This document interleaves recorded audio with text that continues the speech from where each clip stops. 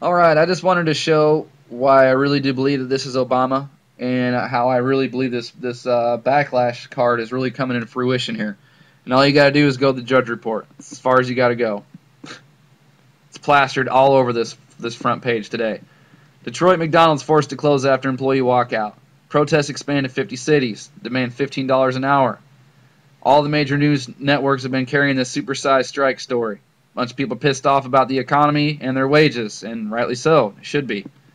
People are also not going to be very happy when they find out that their premiums are indeed going to be higher under Obamacare, and Obamacare isn't as affordable or cheap as Obama made it out to be.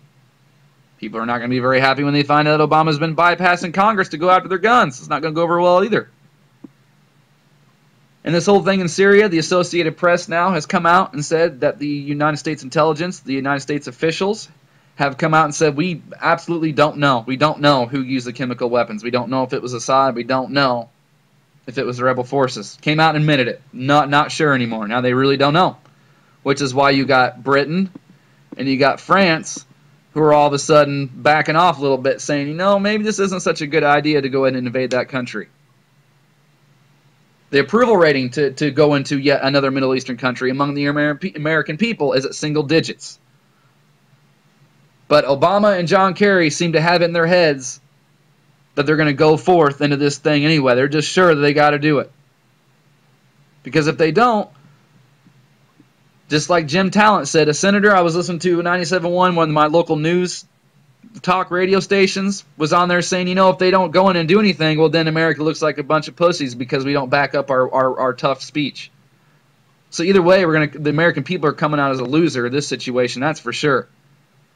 So to make Obama look like an even bigger a-hole, he's not going to have any support from any of the other countries.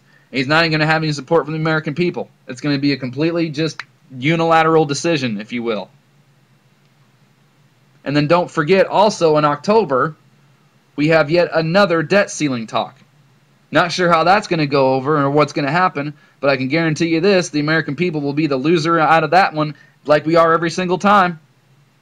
And just about that, just to mention something about that freaking debt, whatever number they come up with or whatever the number they're talking about, it's completely fabricated, completely and 100% now you got it in black and white fabricated. We've been saying it for a long time, but now here's 100% proof.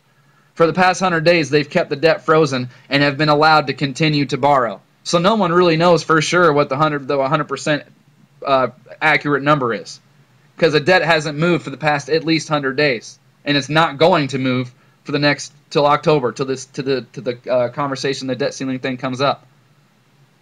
It's been sitting at that fat Saturn number for a long, long time. And that neato, and you know how they got away with this? You should read it.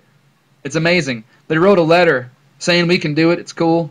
Don't worry about it. We can continue to borrow. That's all they did. They just wrote a letter and said, it's cool. Don't worry about it. Seriously, I wish I was making it up, but I'm not.